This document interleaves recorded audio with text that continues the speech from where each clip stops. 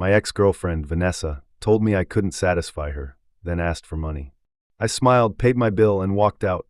That night, she showed up crying, but my new girl opened the door.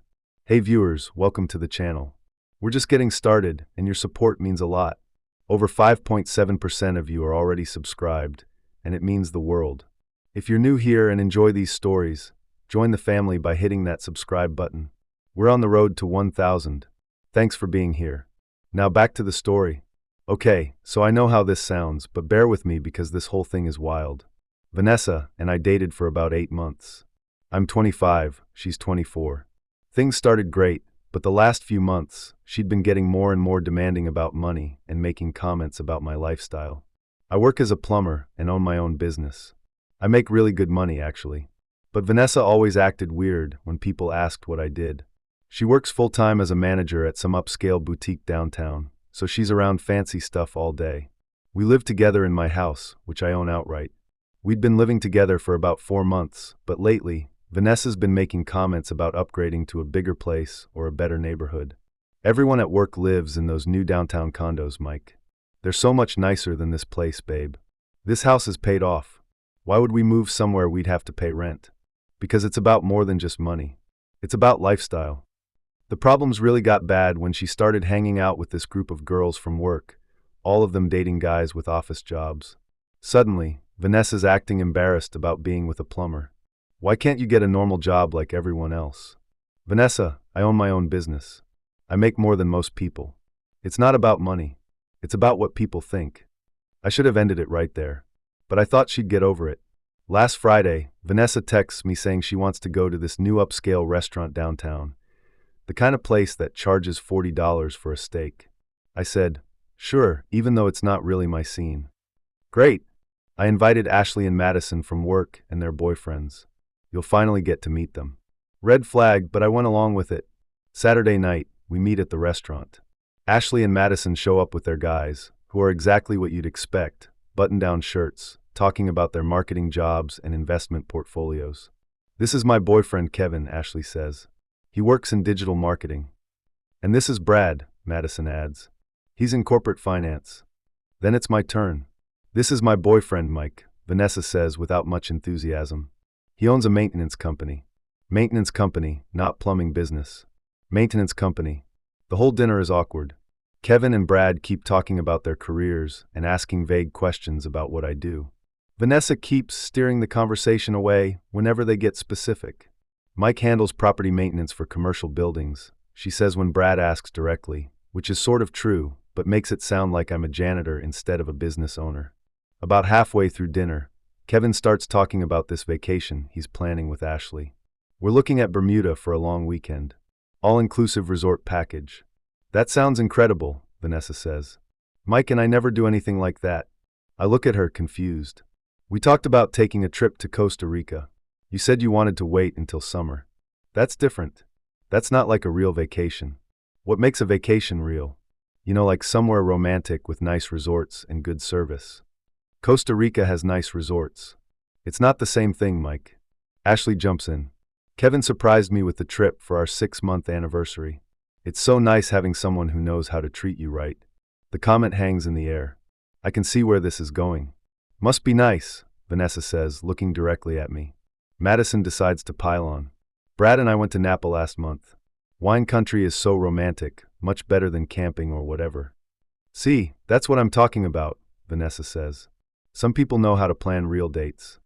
Vanessa, we've been on plenty of nice dates. Like what? That weekend at the lake house. The concert downtown. Dinner at Romano's last month. Those aren't the same thing. How are they not the same thing?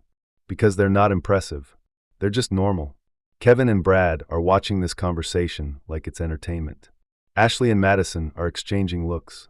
Vanessa, maybe we should talk about this at home. No, let's talk about it now. I'm tired of pretending everything's fine. Pretending what's fine? Our relationship, Mike. Our future. What's wrong with our future? What future? You're content just running a little maintenance business forever. It's not a little business. It's successful. Successful compared to what? Compared to most businesses. I do well. Define well. I'm getting irritated now. I make good money, Vanessa. You know this. How good? Good enough to own a house and support both of us. That's not what I asked. The table goes quiet. Everyone's staring at us. Vanessa, what do you want me to say? I want you to be honest about your limitations. What limitations? Your career limitations, Mike. Your ambition limitations. I don't have limitations. I have a successful business. Vanessa looks around the table at her friends, then back at me. Mike, you can't even satisfy me, let alone provide for me. The words hit like a slap. Ashley and Madison gasp. Kevin and Brad look uncomfortable, but also kind of interested. Vanessa, what the hell? It's true, Mike. You're not ambitious. You're not sophisticated. You're just comfortable being small time. Small time? Yes, small time. Look at Kevin and Brad.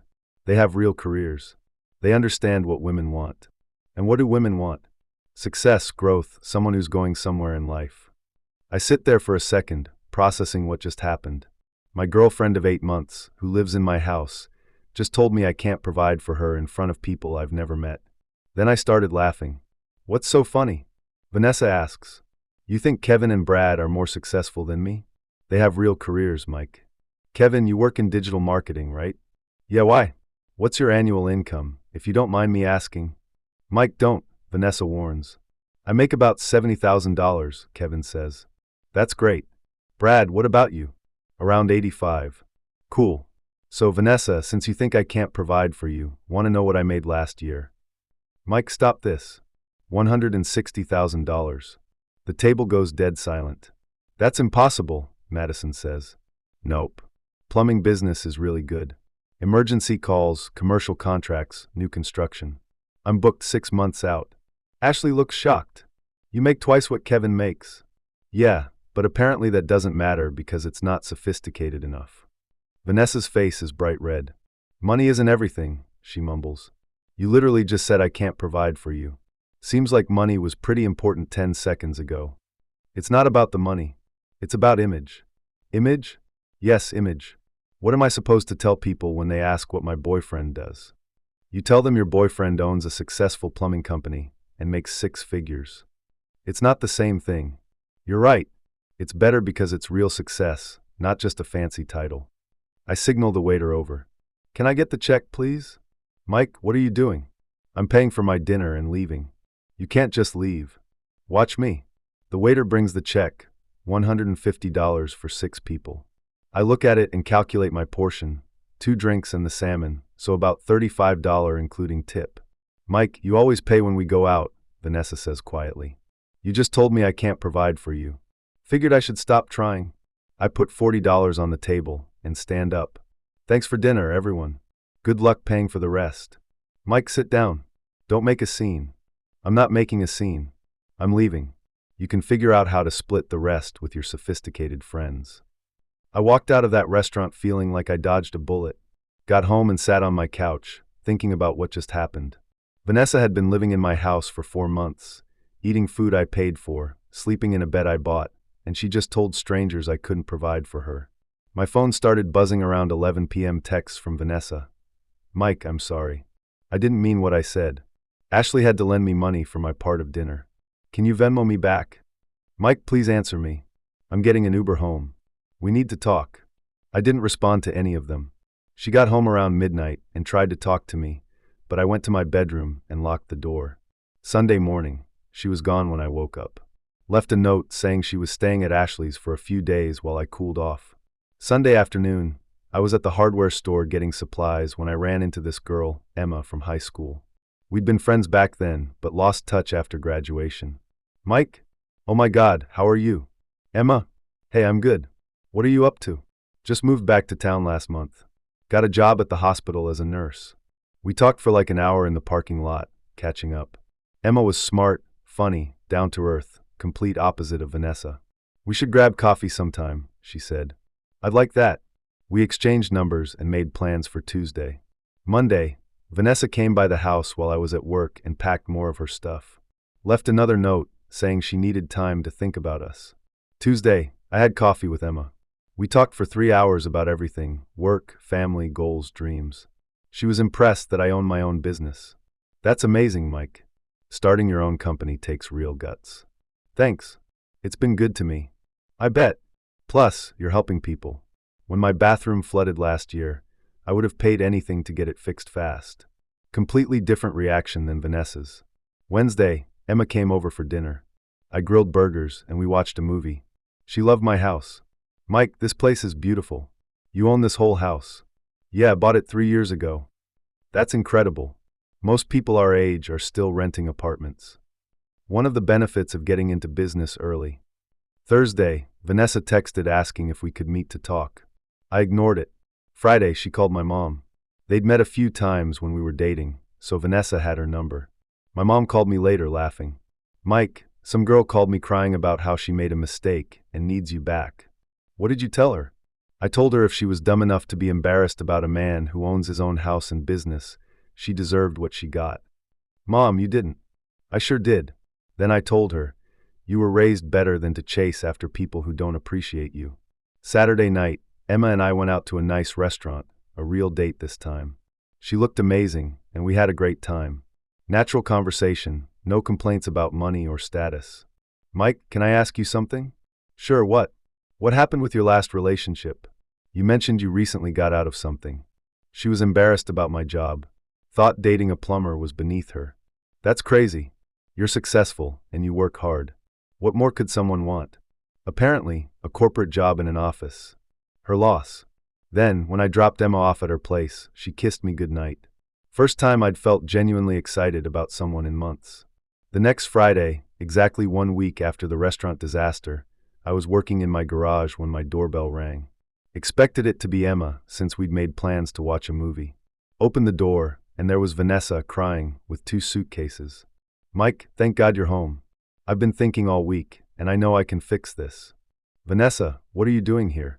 I'm here to apologize and move back in. I realize I was completely wrong. You can't just move back in. Mike, please just listen. I talked to Ashley and Madison, and they both said I was crazy for saying what I said. So your friends had to tell you that you messed up. That's not the point. That's exactly the point, Mike. I know I screwed up, but we can work through this. There's nothing to work through. Yes, there is. I love you. You love me. Now that your friends told you I make good money? That's not true. Before I could say anything else, another car pulled into my driveway. Emma getting out with takeout bags and a bottle of wine. Vanessa turned around and saw Emma walking up. Who is that? That's Emma. Emma who? My girlfriend. Vanessa's face went white. Your girlfriend? Yeah, we've been seeing each other for about a week. Emma reached the door, looking confused about why Vanessa was crying on my doorstep. Hey babe, Emma said, giving me a quick kiss. I brought Thai food. Everything okay? Everything's fine. Vanessa was just leaving. I was not just leaving, Mike. We lived together. You moved out, remember? You needed time to think. I didn't say I was moving out permanently. You packed your stuff and left. That's moving out. Emma stepped forward. Hi, I'm Emma. I don't think we've met. I'm Vanessa. Mike's girlfriend. Ex-girlfriend, I corrected. Mike, tell her we're working things out. We're not working anything out, Vanessa. I'm not leaving until we fix this. There's nothing to fix. You showed me what you really think of me. Emma looked between us, then at me. Mike, should I come back later? No, you should stay. Vanessa should go. This is unbelievable. You're replacing me already. I'm not replacing anybody. I'm moving forward with someone who respects what I do. Mike, I respect you. You respect me now that you found out I make more money than your friends' boyfriends? That's not why. That's exactly why. You were fine disrespecting me until you realized you looked stupid.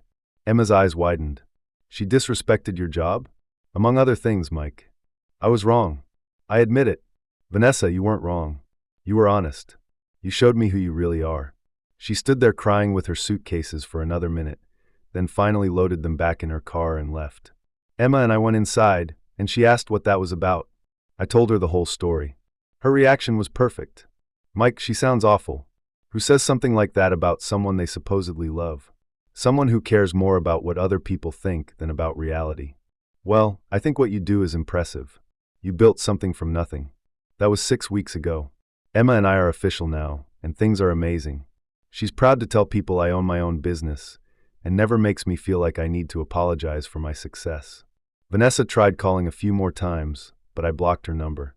Ashley reached out once to say most people at their work thought Vanessa was out of line at dinner last week. I ran into Kevin at the gas station. He seemed embarrassed but came over. Mike, hey man. Look, about that dinner, don't worry about it. Nah, I feel bad. Vanessa was really harsh, and honestly, I was impressed when you told us what you make. Thanks. For what it's worth, she's been pretty miserable since you guys broke up. Keeps asking Ashley about you. That's unfortunate.